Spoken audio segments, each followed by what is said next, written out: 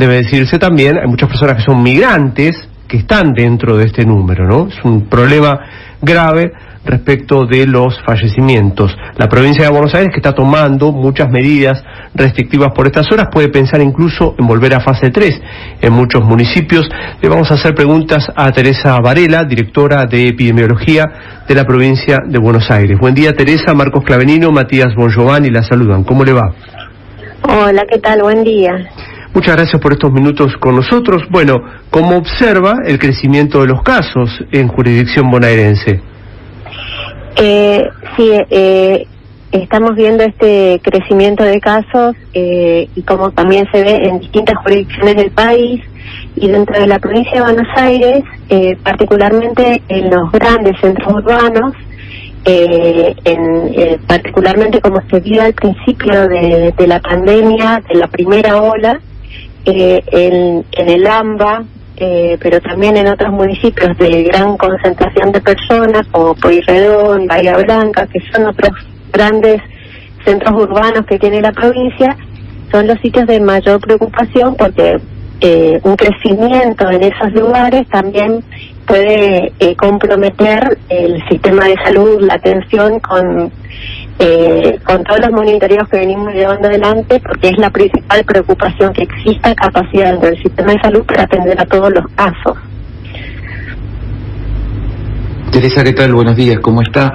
Pensando en las medidas que se han ido informando en las últimas horas, pensando también en las características particulares que tiene esta semana, pensando justamente en el fin de semana largo que comienza a partir del día de mañana, ¿qué tiempos se tomarán o se piensan por ahí en definitiva que son los necesarios para evaluar el impacto justamente de estas medidas, o si son medidas que simplemente son ya estrictamente para esta semana y el lunes podemos estar pensando en algún tipo de otro tipo de evaluación o de comunicación incluso? Las medidas de cuidado siguen siendo las mismas. Como bien lo comentaban recién, la vacuna reduce el riesgo de enfermar de forma grave o de internarse, pero no evita el riesgo de transmisión de la enfermedad. Es por eso que sigue siendo necesario que las personas adopten todas las medidas de cuidado, el uso del barbijo, que no hay tanta adherencia como desearíamos, el distanciamiento, reducir las reuniones a 10 personas, que poner las medidas, porque en realidad cuando más personas se reúnan, más riesgo de diseminación hay, en el caso de que haya un caso. Participar en cualquier tipo de evento o reunión al aire libre, porque los lugares cerrados fomentan o favorecen la transmisión. Entonces, las medidas están tendiendo a eso, a incentivar los cuidados, reducir los grupos para que el riesgo de transmisión sea acotado, si es que existe, y las mayores medidas que se están evaluando ahora para implementar es reducir aún más la movilidad, estableciendo restricciones horarias o fomentando el teletrabajo. Y en este momento estamos revisando todos los protocolos que se fueron aprobando para ver el aforo, la transitabilidad, la nocturnidad y otras. Es un trabajo que estamos haciendo en este momento. Pero, por ejemplo, para la temporada de verano se hicieron todos los protocolos de turismo, donde se contemplaban todas estas condiciones y se trabajó fuertemente con cada uno de los intendentes de los municipios turísticos para que se adopten los protocolos, porque contemplaban todas estas condiciones para evitar los contagios. Y en ese marco, ¿cómo están siendo justamente los puntos en común en definitiva, o lo que se viene trabajando con cada uno de los distritos? Bueno, en las últimas horas hubo una alta adhesión en la gran parte de los distritos de la provincia de Buenos Aires a lo que han sido los últimos anuncios por parte de la provincia de Buenos Aires en el día de ayer. ¿Cómo se está trabajando también en ese sentido, con las particularidades obviamente que tiene cada distrito, pero con el momento entonces que nos encontramos?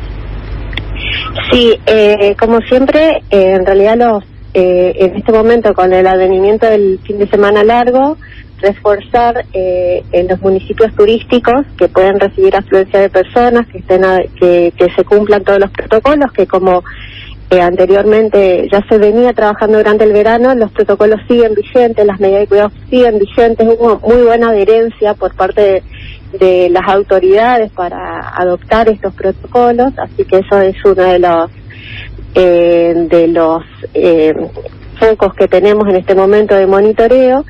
También uno de los elementos que se va viendo es el comportamiento de los contagios por grupo de edad, los adultos mayores, para ver si hay algún grupo poblacional en los que tengamos que hacer énfasis en las medidas de cuidado para que reducir el riesgo de contagio. Por el momento, una particularidad que ha tenido la provincia es que ha sido muy precisa en la elaboración de los protocolos, en la aplicación, en el control de esos protocolos, así que lo que resta es un adecuado cumplimiento de esos protocolos y que la comunidad adhiera a las medidas de cuidado que siguen siendo primordiales, porque las medidas para evitar la diseminación están definidas. Necesitamos que se cumplan adecuadamente para reducir todo el riesgo posible, pero no hay un amplio abanico de actividades o de condiciones de acuerdo a los protocolos establecidos para favorecer los contagios. Es necesario cumplir esas medidas.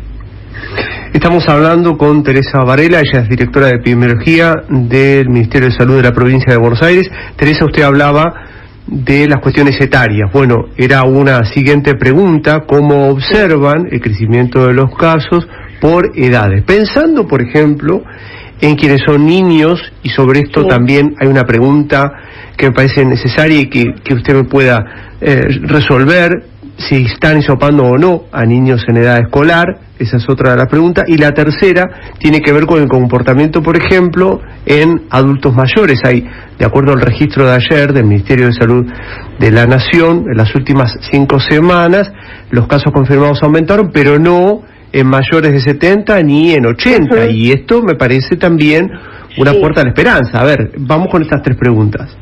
Sí, el monitoreo de los grupos de edades lo venimos haciendo. No vemos un cambio significativo en el perfil de las edades afectadas.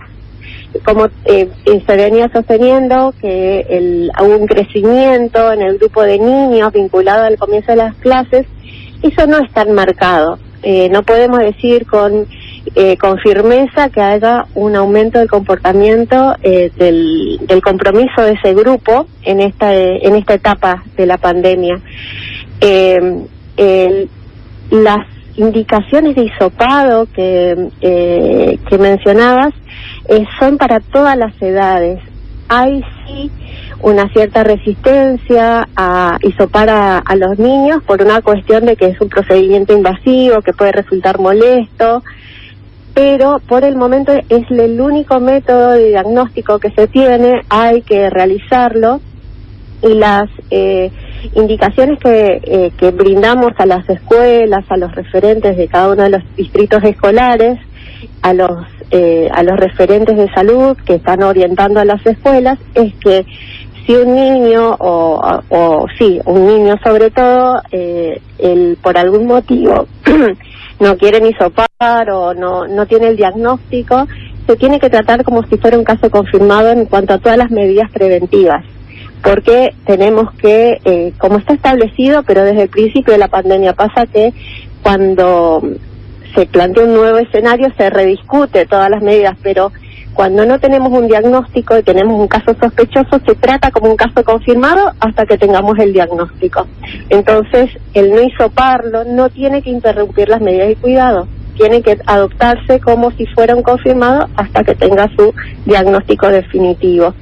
Por eso no sería, si bien alentamos que a todos les realicen el diagnóstico, priorizar ese resultado sobre otros por una cuestión de que con cada resultado se tiene que tomar una medida dentro del establecimiento educativo. Si no se realizara porque hay una resistencia, se toman las medidas de todas formas. Y en relación a lo que mencionabas de que hay un menor cantidad de casos en el grupo de adultos mayores, ese censo tampoco es tan marcado aún. Esperamos que sea aún más marcado con el aumento de la campaña de vacunación en ese grupo, pero donde sí vemos que hay un descenso en el número de casos, o el número de casos al menos que requiera internación, es en el personal de salud. Estamos viendo si ese descenso, si hay un impacto positivo en la reducción de la gravedad, de la mortalidad en ese grupo. Y esto es así porque es el grupo donde se empezó a vacunar y donde mejores coberturas de vacunación se han alcanzado, y por eso es posible medir el impacto ya en esa población. Los otros grupos todavía están en avance la campaña de vacunación y podemos no ver el impacto aún porque necesitamos mejores coberturas para evaluarlo. Está claro también que el personal de salud que se aviene a lo que en definitiva motivó el hecho de estudiar, por ejemplo, ciencias médicas o enfermería profesional, etcétera, también se realizan los famosos test de anticuerpos, ¿no?, para comprobar la eficacia de las vacunas, como observa también la respuesta de al menos la primera de las dosis, cuando estamos hablando de que todas las disponibles requieren 2. En realidad, respecto a la medición de anticuerpos post-vacunación, no está establecido dentro del Plan Nacional de Vacunación la medición de anticuerpos a los vacunados, sobre todo a personal de salud. Primero porque estamos ante una campaña masiva de vacunación donde la prioridad es concentrar los esfuerzos en vacunar a la mayor cantidad de personas en el menor tiempo posible, más en este contexto donde el número de casos está en incremento cada vez más marcado por el inicio también de la temporada de frío y la mayor movilidad. Y tampoco tenemos aún lineamientos de si en una persona no se hallan anticuerpos, si se refuerza con una tercera dosis, si se cambia el esquema de vacunación. Esos lineamientos no están definidos porque estamos a la espera de mayor evidencia del comportamiento de estas vacunas para replantear medidas o evaluar la respuesta a la vacuna. Sí se están haciendo estudios acotados en algunos hospitales con grupos seleccionados de una muestra representativa de profesionales de la salud, y en ese marco, en estudios, se ve una muy buena respuesta a la vacunación ante la primera dosis, y particularmente cuando hay un antecedente de infección previa. Por eso es que también en estos marcos que se hacen en estudios que buscan evaluar la respuesta ante cada uno de los componentes de la vacuna, es que de ahí surgen estas recomendaciones de que ante el advenimiento de la segunda ola, el avance de las campañas de vacunación en determinados grupos prioritarios, establecer como lineamiento que se garantice la administración de la primera dosis como prioridad antes que completar esquemas en población que ya recibió la primera dosis. Uh-huh. Pero esto es en el marco de estudios de investigación, porque no se puede plantear para todos los vacunados la medición de anticuerpos, porque necesitamos concentrarnos en administrar las vacunas en este momento. Estamos hablando de que ya se han aplicado 3.891.932 dosis de 4.878.945 distribuidas en todo el país. Viene muy rápido la campaña de vacunación, cuando van llegando nuevas remesas y nuevas partidas, por cierto, desde Rusia, desde China, las de COVAX presentes, particularmente. ¿Qué análisis hacen, aunque sea breve, de cómo funciona la campaña de vacunación en provincia de Buenos Aires? Sabemos de la organización, de cómo están trabajando en los distintos puestos y postas, pero ¿cómo lo evalúa hoy? Es un orgullo, la verdad, cómo está la eficiencia que está teniendo la campaña de vacunación. Es la primera campaña de vacunación de la que tenemos noción, que es nominalizada, que utiliza, es decir, se cita persona por persona, se tiene registro de cada persona vacunada. Esto nunca ocurrió. En general, las campañas de vacunación masivas se llevan, se monitorean por número de dosis aplicadas. No se sabe qué personas recibieron. En este contexto, con esta campaña tan masiva y tan compleja, se logra llevar el monitoreo de la campaña persona a persona, que eso también fue un desafío, desarrollar el Vacunate PBA, que es el sitio donde la gente se registra, porque no deja de ser una vacuna optativa, como también lo señalaron. Por lo tanto, es necesario conocer la intención de las personas de querer vacunarse para poder citarlas. Además tiene esta complejidad de que hay muchas vacunas que están en uso y que al menos al principio tenían poblaciones definidas para aplicarse, no podían aplicarse en todas las poblaciones indiferentemente. Entonces tenía esa complejidad que los turnos tenían que ir dirigidos a determinados grupos por donde estaba determinada vacuna para que le correspondía de acuerdo a las autorizaciones de ANMAT y todos los lineamientos que se siguen para cada una de las vacunas que se aprueban. Entonces es una campaña sumamente compleja que, gracias a los desarrollos que se fueron haciendo, al diseño de la disponibilidad de dosis a través de postas, de hospitales, de escuelas, de clubes, se facilitó su mayor presencia territorial. Es una campaña, la verdad, que no tiene otra de estas características, al menos en la historia reciente, y está teniendo resultados muy favorables, así que esperemos seguir avanzando en esa senda, porque lo necesitamos todos. Muchas gracias al equipo de salud, de cada uno de los efectores donde están realizando la vacunación, al equipo de voluntarios y voluntarias. Sabemos que con el respeto que atienden a las personas y la solución que le van encontrando, esto es necesario decirlo, porque si no se pone en palabras, no se conoce. Lo que no se sabe, por cierto, muchas veces no se replica. Muchas gracias, Teresa, por estos minutos, por la claridad en los conceptos. Volveremos a hablar de manera oportuna. Muy amable. No, muchas gracias a ustedes por avisar y sigamos cuidándonos. Por cierto, muchas gracias. Hasta luego. Estamos hablando con Teresa Varela, ella es médica epidemióloga, es la responsable del área de epidemiología de la provincia de Buenos Aires, de hecho es directora en el Ministerio de Salud bonaerense. Nos hemos tomado unos minutos también con alguien que nos puede explicar por dónde va el asunto del crecimiento de los casos y también la campaña de vacunación, Matías.